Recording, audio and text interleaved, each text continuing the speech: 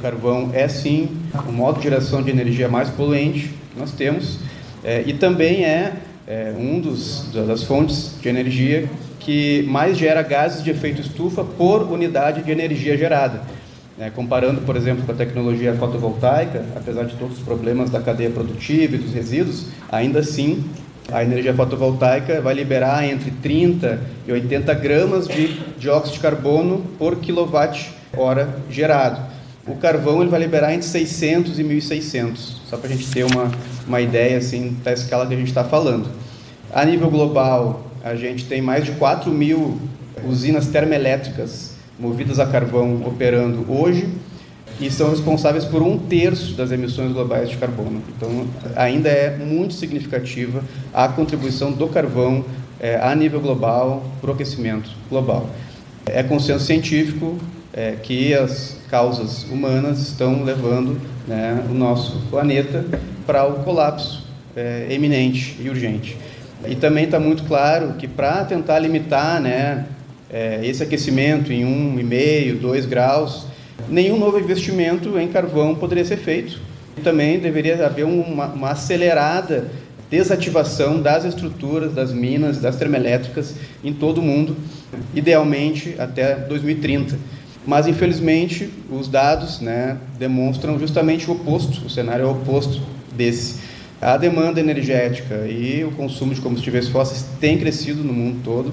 A pandemia deu uma pequena retraída e aí a gente teve uma expectativa de que essa tendência fosse seguir, mas 2021 já voltou assim, com o carvão crescendo 9% no mundo e batendo o recorde histórico da produção e consumo e queima do carvão da nossa história. Então a gente está falando agora de 2021. Claro que teve muito em função também do aumento do preço do gás, em função da guerra da Ucrânia, que a gente tem acompanhado. Países assim como China, Indonésia, Tailândia, Japão, seguem incrementando as suas unidades de geração de energia a partir do carvão. A Alemanha e a Áustria estão reativando unidades que já estavam desativadas. A Europa toda está importando muito carvão da África, da América do Sul, da Austrália, aprofundando também então, o impacto da mineração nesses países exportadores de carvão. Então, assim, está bastante claro que a gente está longe de superar a dependência dos combustíveis fósseis. Não estou falando nem de petróleo, estou falando de carvão, que parece ainda mais possível da gente se avançar em ir acabando com essa indústria. Então, a gente percebe essa situação que, sim, há um aumento na oferta de energia gerada a partir das eólicas e das solares a nível mundial, mas, ao mesmo tempo, não há uma retração das fósseis. Então, na prática, o que a gente está dizendo é que essa transição não está acontecendo. O que está acontecendo é uma nova oferta a partir de novas fontes energéticas, mas a nossa demanda energética a nível global só aumenta. E aí a gente vai entrar naquele ponto do modelo de sociedade, de produção e consumo, que esse sim é o grande calcanhar que nós temos que buscar atuar. E para piorar a situação, ainda por cima, esses novos projetos de geração de energia a partir do vento e do sol têm se demonstrado atuar a partir da mesma lógica predatória do que os próprios investimentos em carvão, em gás e em petróleo, atingindo as comunidades tanto em função da demanda dos minérios e dos locais das minas, quanto nos locais em que são instaladas essas estruturas. No contexto do Brasil, para trazer um pouco, no Anuário Estatístico da Energia Elétrica de 2023, diz o seguinte, que apenas 1% da nossa geração de energia elétrica veio do carvão. Em contraponto, o carvão foi responsável por 32% das emissões de gás de efeito estufa do setor elétrico brasileiro. Nossa matriz ela já tem assim, mais de 80%, ela já vem das hidrelétricas, da solar e das eólicas. A gente já teria no Brasil condições, em termos de segurança energética, de abrir mão do carvão. Mas não fazemos, enfim, pelos interesses das empresas ligadas ao setor do carvão e pela ineficiência do governo de conseguir apresentar alternativas econômicas para as regiões carboníferas. Então, eles acabam fazendo essa pressão para seguir com essas estruturas em operação. Também trazendo os dados de energia do Brasil, A geração eólica, já desde 2015, ela ultrapassa a geração do carvão, e ano passado a energia fotovoltaica já ultrapassou também o volume de energia gerado do carvão, né, gerou o dobro do que o carvão gera. Então, essa questão da energia de base, que sempre foi a desculpa do setor carvoeiro para o Brasil, hoje está caindo por terra em função do efeito portfólio da distribuição das usinas eólicas e solares pelo país, que consegue superar essas variações sazonais que esse tipo de energia tem. Então, assim, a baixa eficiência da geração a partir do carvão, as suas altas taxas de emissão de gás de efeito estufa, já seria um motivo suficiente, na nossa leitura, para a gente trabalhar na perspectiva de ir encerrando essas cadeias, né? Mas, para além disso, né, analisando dois projetos emblemáticos que foram propostos no Rio Grande do Sul nos últimos anos, a gente também percebe os grandes impactos locais que esse tipo de estrutura gera. Então, assim, analisando no âmbito do Comitê de Combate à Mega Mineração, os estudos de impacto ambiental de uma grande mina de carvão que foi proposta a 15 quilômetros de Porto Alegre, um projeto chamado Mina Guaíba, que seria a maior mina de carvão a céu aberto do país, a gente percebeu que os estudos ambientais deixavam muito a desejar e não traziam nem um pouco de segurança quanto aos impactos que gerariam, bem como um projeto de uma nova usina termoelétrica numa outra região do estado do Rio Grande do Sul, na região de Candiota, que, da mesma maneira, né, analisando os estudos, a gente percebeu uma série de impactos que estavam subdimensionados, lacunas, né, e uma série de problemas nesses relatórios.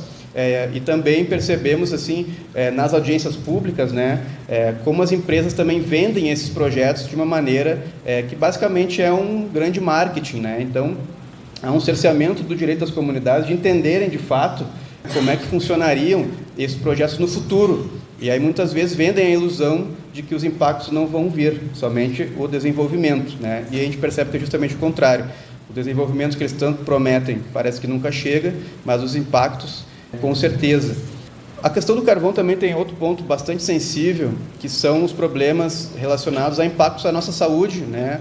Tanto a saúde humana, mas também a saúde ambiental, né? Tem uma série de estudos, que eu vou citar alguns deles aqui, que demonstram já, correlacionam o carvão, por exemplo, a problemas de saúde, né, em rebanhos bovinos, decorrentes do flúor, contaminação de ovos de galinha com chumbo, cádmio e flúor, genotoxicidade em amostras de carqueja. Carqueja é uma planta que existe no Rio Grande do Sul, talvez exista também em outros estados aqui do nosso país, que lá no sul é muito utilizado como uma planta medicinal para chás, né?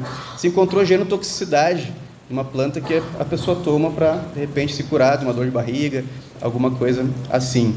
Também se encontrou genotoxicidade em células sanguíneas, fígado e rim, de roedores nativos, né? É um pequeno roedor que tem lá no sul que se chama tucutuco. Também se identificou em trabalhadores de candiota significativo aumento de danos em células linfócitas e bucais. Tem estudos também que avaliaram, né, comunidades que vivem nos municípios da região de Candiota, e já se conseguiu correlacionar a influência do material particulado do carvão a problemas hematológicos, né, entre os residentes, né, com alterações nos parâmetros hematológicos em 43% da população, e em função do fígado em 30% da população, sendo que a população mais atingida, segundo esse estudo, é o município de Pedras Altas, que sequer tem a mina e a termoelétrica que geram esse dano para esse município, ou seja, sequer recebem, né, os impostos e tudo mais que deveriam, né, receber. Então, a gente, através da atuação do comitê, conseguiu, até o momento, interromper esses projetos, dessa termoelétrica e dessa mina de carvão, nesse entendimento de que, já que insistem em propor esses projetos, nós vamos fazer o empate, né? Como o professor Ivo falou antes, né? O direito de dizer não. Porém, a gente percebe que o lobby carvoeiro segue forte, né? Existem dois projetos de lei hoje tramitando no Congresso. Um deles, a gente tem chamado de PL do Carvão, que visa incluir o Rio Grande do Sul nessa lei de Santa Catarina, que se auto-intitula como Lei de Transição Energética Justa, mas que na nossa leitura está esvaziando esse conceito, que ela basicamente aumenta a vida útil das termoelétricas a carvão subsidiados até 2040 e não estabelece metas, né, para, de fato, uma transição que, por exemplo, se vincule, né, prazos ao acesso aos subsídios, por exemplo. E existe um outro PL, que é o PL das eólicas offshore, que também está sendo regulamentado, buscando ser regulamentado, e tem ali um jabuti, no artigo 23, que justamente inclui também, até lá, a priorização da energia do carvão até 2050, né, nesse projeto de lei que a gente também precisa debater.